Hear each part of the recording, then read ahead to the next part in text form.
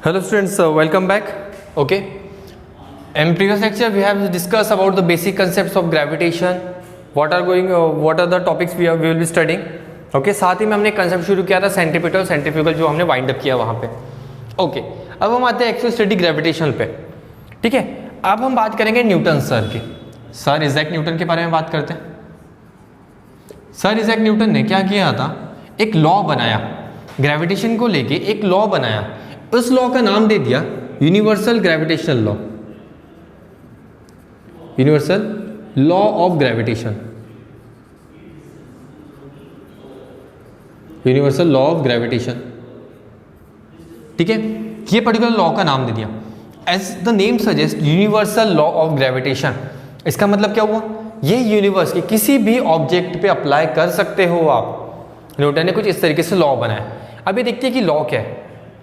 Newton say that, तो law को समझने से पहले हम कुछ डायग्रामेटिकल रिप्रेजेंटेशन समझते हैं, उसके बाद हम उसको लॉ में कन्वर्ट करते हैं.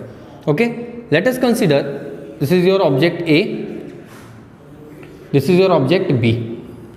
ठीक है, अब ये ऑब्जेक्ट है तो इसमें मास भी होगा. Late us consider m1 and mass m2. ये चीजें क्लियर है.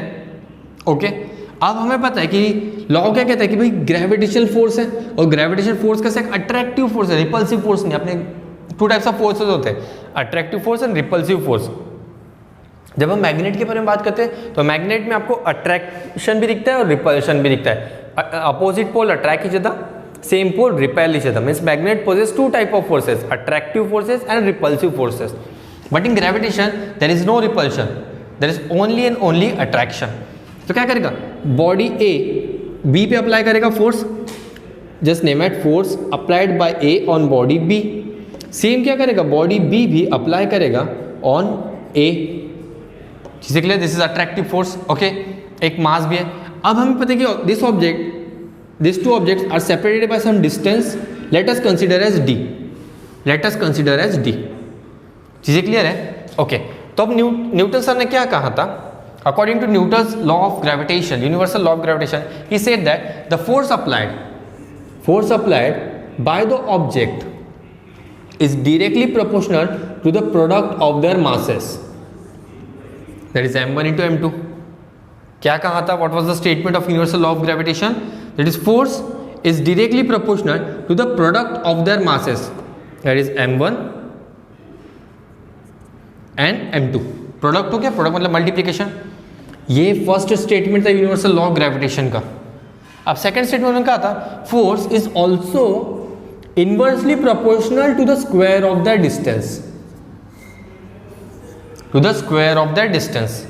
ठीक है, क्या कहा था, फिर से रिपीट करते हैं.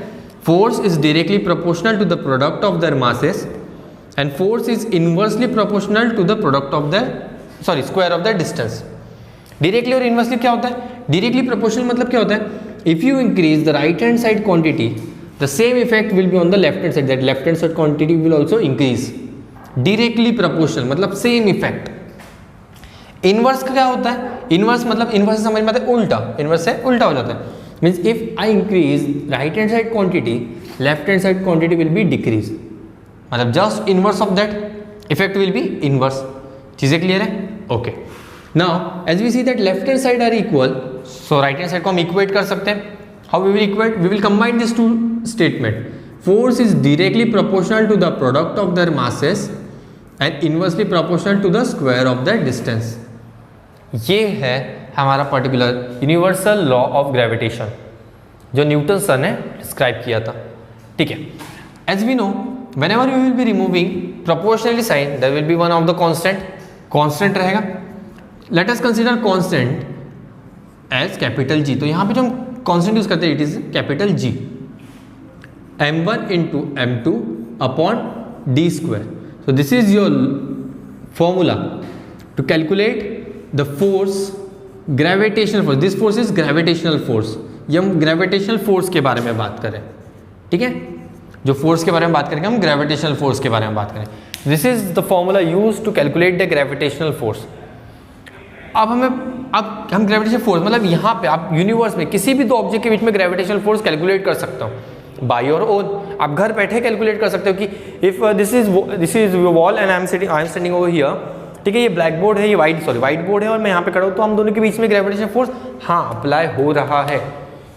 यूनिवर्सल लॉ ऑफ ग्रेविटेशन मतलब each and every object in this universe applies the gravitational force on the other object. It can be from the tiny dust particles to a celestial body like planets, sun, star and moon and etc.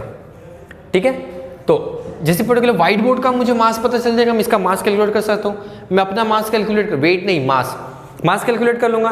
हम दोनों के बीच में हमें distance पता है और एक constant होता है जी की वैल्यू क्या होती है, G is 6.67 into 10⁻⁻11 newton metre square per kg square. This is the value of your constant, ठीक है, that is known as gravitational constant. G is known as gravitational constant. This is the value 6.67 into 10⁻⁻11 newton metre square per kg square. Okay sir, ये कैसे आया? We know that force का unit क्या होता है, newton, we have studied many times. Sir जी का जो आपने यूनिट बनाया वो कैसे बनाया? सिंपल लॉजिक, हमें जी का यूनिट चाहिए तो हम क्या करेंगे, जी की टर्म्स में इस फॉर्मूले को मॉडिफाई कर देंगे। कैसे करेंगे?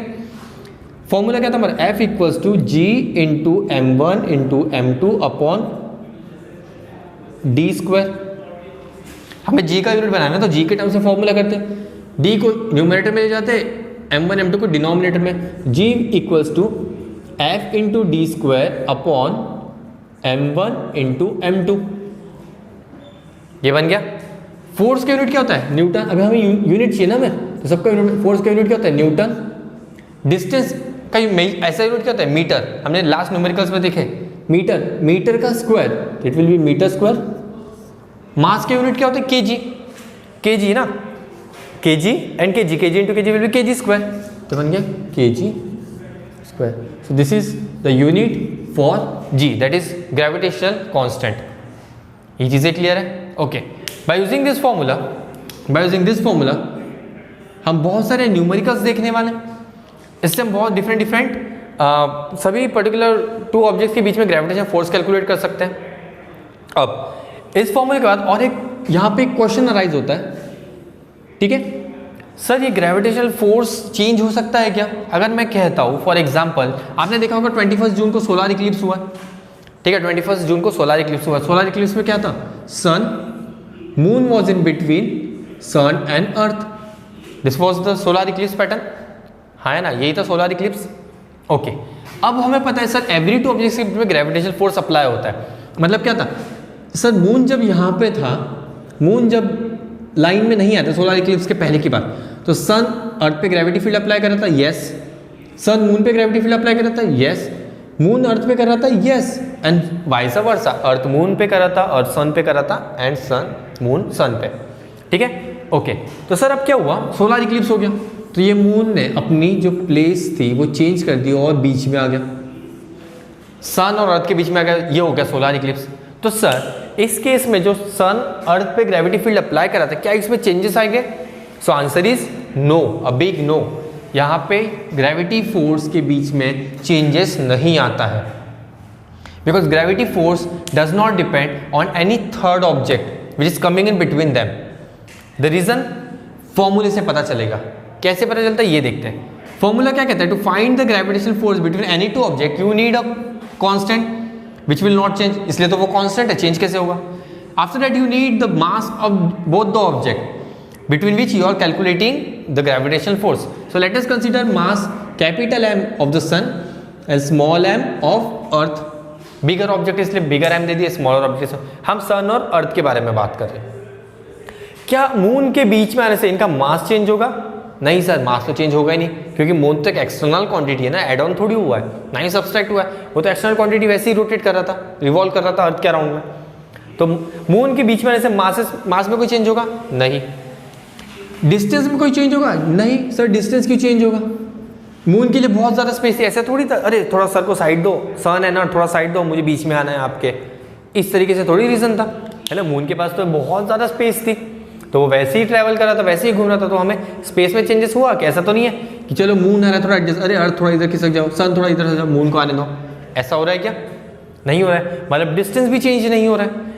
इसका मतलब क्या हुआ, ग्रेविटेशनल फोर्स कैलकुलेट करने की जो क्वांटिटीज आपको रिक्वायर्ड थी वो तो चेंज हुई ही नहीं, तो क्या ग्रेविटेशनल फोर्स चेंज होगा? नहीं। इसलिए whenever the third object comes between any two objects, the gravitational force is not affected. The gravitational force is not affected. ये चीज़ें क्लियर है? यहाँ पे चीज़ें समझ में आ गई? यहाँ तक इजी था, हाँ या ना? ओके, ठीक है। अब एक पर पढ़ते हैं कि ग्रेविटेशनल फोर्स, सर आपने कहा कि हर दो ऑब्जेक्ट के बीच में ग्रेविटेशनल फोर्स अप्लाई करता है, इसका मतलब क्या हुआ? ये अर्थ है, यहाँ पे कहीं सन है और यहाँ पे कहीं मून है, तो सन भी अर्थ पे ग्रेविटी फील्ड अप्लाई कर रहा है, answer is yes. Sir moon भी ग्रेविटी फील्ड अप्लाई कर रहा है, आंसर इज यस। सो तो सर ये ग्रेविटी फोर्स की वजह से क्या होता है?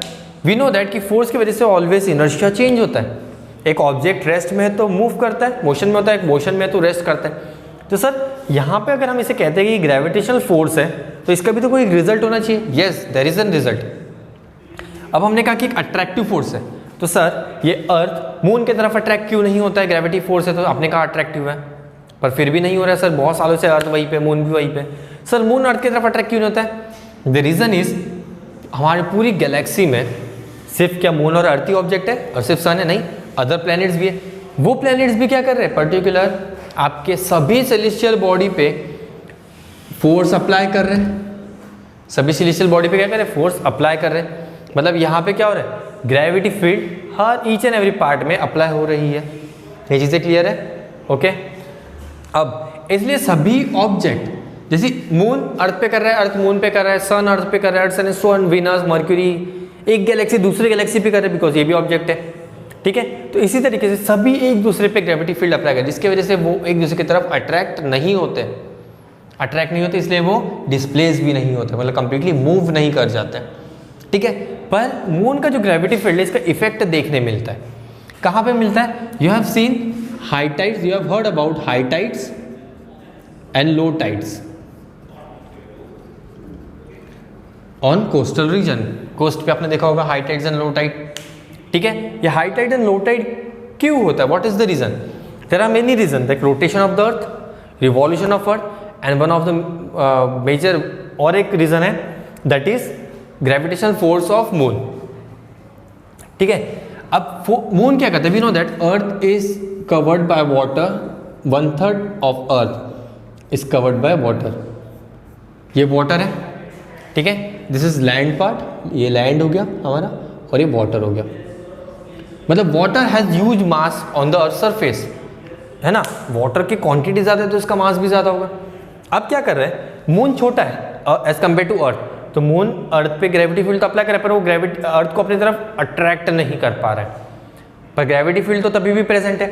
तो वो मून क्या कर रहा है? जो पर्टिकुलर मास प्रेजेंट है इनसाइड द अर्थ उसको अट्रैक्ट कर रहा है, इस पर्टिकुलर क्वांटिटी को अट्रैक्ट कर रहा है। और हमारे अर्थ पे सबसे ज़्यादा मास किसका है? वाटर का। Water is an huge surface cover होता है। तो जब फुल मून होता है या फिर moon is very closer to our earth surface, तब जो टाइड्स है the water present in our earth rises at certain height, मतलब एक अल्टीट्यूड तक राइज करता है, और इसी राइज ऑफ वाटर को हम कहते हैं हाई टाइड्स।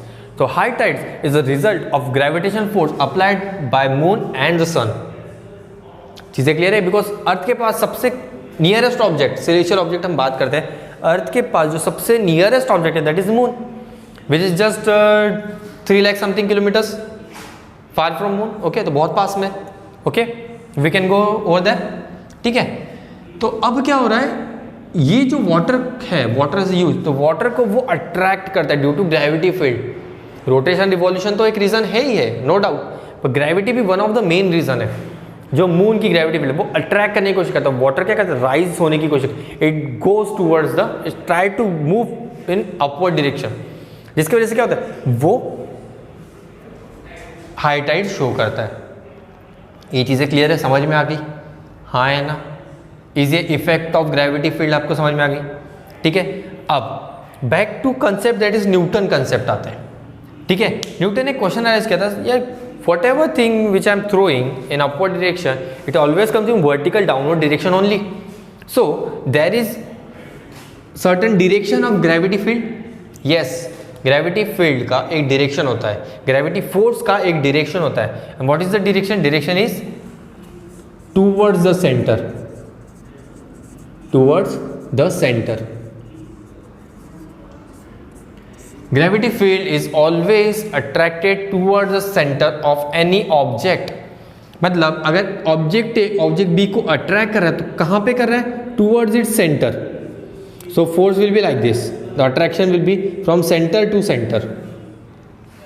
ठीक है, इसलिए जब भी हम कोई पर्टिकुलर ऑब्जेक्ट को थ्रो करते हैं तो वो वर्टिकली डाउनवर्ड डायरेक्शन में आता है अर्थ का। और वी नो दैट अर्थ, हमने बेसिक क्लासेस में पढ़ा है 6-7 क्लास में, क्रस्ट, इनर कोर, मैंटल, ये सारे सरफेस के बारे में हमने स्टडी किया ज्योग्राफी पार्ट में।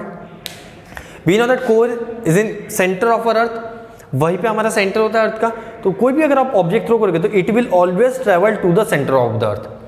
ठीक है, और हमारा कर्व सरफेस होने की वजह से आप कहीं भी चीजें थ्रो करोगे तो it will move centre, it will move in centre, it will move in towards the centre direction. ये चीजें क्लियर है? ओके, तो ग्रेविटी फील्ड हमेशा कैसा होता है? डायरेक्शन का होता है towards the center of any object. So whenever any object is attracted by the gravity force, it is always attracted towards the center of that object. Like object A is attracting body A towards its center, object B is attracting towards its center. ठीक है, अब हम आते हैं basic concept में sir Newton के, that was apple concept. Basic वही tree, apple tree, sir Newton यहाँ पे बैठे। ठीक है, ये एप्पल है। अब सर आप कह रहे हो कि ग्रेविटी फील्ड दो ऑब्जेक्ट के बीच में लगती है, मतलब अर्थ ने क्या किया? एप्पल पे ग्रेविटी फोर्स अप्लाई किया। तो सर एप्पल ने भी तो अर्थ पे ग्रेविटी फोर्स अप्लाई किया होगा। The answer is yes. अभी यस, एप्पल ने भी अर्थ के तरफ ग्रेविटी फोर्स अप्लाई किया है। तो सर फिर अगर एप्पल अर्थ की तरफ मूव कर रहा है तो अर्थ एप्पल की तरफ मूव क्यों नहीं कर रही है? ये और एक क्वेश्चन जनरेट होता है हमारे माइंड में। बेटा मूव इसलिए नहीं कर रही है because of mass of apple as compare to earth is negligible, है ना? इज नेग्लिजिबल, मतलब मास ऑफ एप्पल, एक सिंगल एप्पल का कोई मास हो सकता है अर्थ के आगे? नहीं। तो this is lighter in weight, this is heavier in weight, therefore the lighter object is always attracted towards the heavier object. चीजें क्लियर है? Because force is directly proportional to the product of their masses. Mass ज्यादा तो force ज्यादा, अर्थ का मास ज्यादा तो अर्थ का force ज्यादा है, ग्रेविटेशन फोर्स। एप्पल का मास कम है तो एप्पल का ग्रेविटेशन फोर्स कम है, तो वो कैसे अट्रैक्ट करेगा? हाँ है ना? ठीक है, मतलब अगर हम कोई भी दो क्वांटिटीज के मास को मल्टीप्लाई कर दे तो उतना ज़्यादा फोर्स डेवलप होगा। अगर मैं एग्जांपल ले तो अर्थ और मून, इन दोनों के मास को मल्टीप्लाई कर दो तो एक ग्रेविटी फोर्स मिलेगा। वही मैं अगर अर्थ और सन के बारे में बात, सन इज है मोर बिगर ऑब्जेक्ट, उन दोनों को मल्टीप्लाई कर तो और ज़्यादा क्वांटिटी बनेगी राइट हैंड साइड में, और डायरेक्टली प्रोपोर्शन होने की वजह से क्या होगा? लेफ्ट हैंड साइड भी बहुत ज़्यादा इंक्रीज हो जाएगा। मतलब जितना ज़्यादा प्रोडक्ट उतना ज़्यादा ग्रेविटेशनल फोर्स। पर एक रीज़न और है, डिस्टेंस इज इनवर्सली प्रोपोर्शनल। जितना ज़्यादा डिस्टेंस होगा उतना कम फोर्स बनेगा। अगर मून और अर्थ के बारे में बात करते हैं, डिस्टेंस इज बहुत कम डिस्टेंस है as compare to earth and sun. तो डिस्टेंस जितना ज़्यादा, ग्रेविटेशनल फोर्स उतना कम, इनवर्सली प्रोपोर्शनल। ठीक है, if we are multiplying this quantity, if we are increasing the mass by 2 digits, force will also increase by 2 digit, directly proportional. But in case of distance, if I am increasing distance by twice, I am multiplying या फिर I am increasing this distance as a twice, ठीक है, by 2, तो जो factor है, जो force कम, ये increase हो रहा है तो ऑलमोस्ट ये कम ही होगा, सिंपल सी बात है, इनवर्स। तो ये कितने फैक्टर से कम होगा? By 4। If I am increasing distance by 2 units, force will decrease by 4 unit. What is the reason? Reason is square. 2 से increase, 2 का square क्या होगा? 4 times का effect होगा. If I am increasing distance by 3, the amount of force will be decrease is 9 times. If I am increase by 4, so it will 16.